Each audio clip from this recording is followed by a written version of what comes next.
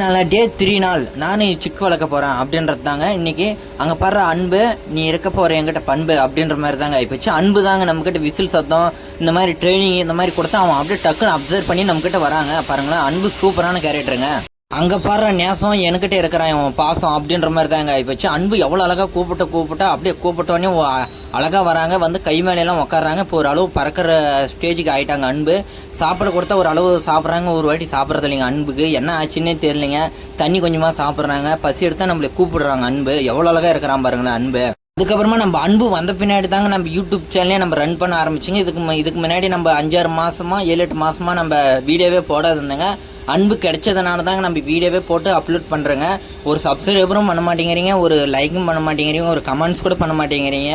எந்தெந்த வீடியோக்கோ சப்ஸ்கிரைப் பண்ணுறீங்க, லைக் பண்ணுறீங்க. இந்த அன்புக்கோசரம் ஒரு லைக்கும் ஒரு சப்ஸ்கிரைபரும் பண்ணிட்டு பாருங்கள். இப்போ வர பறக்க ஸ்டேஜ் ஆகிட்டாங்க. இவனுக்கு நெக்ஸ்ட் வீடு கட்டுறது தாங்க நம்மளோட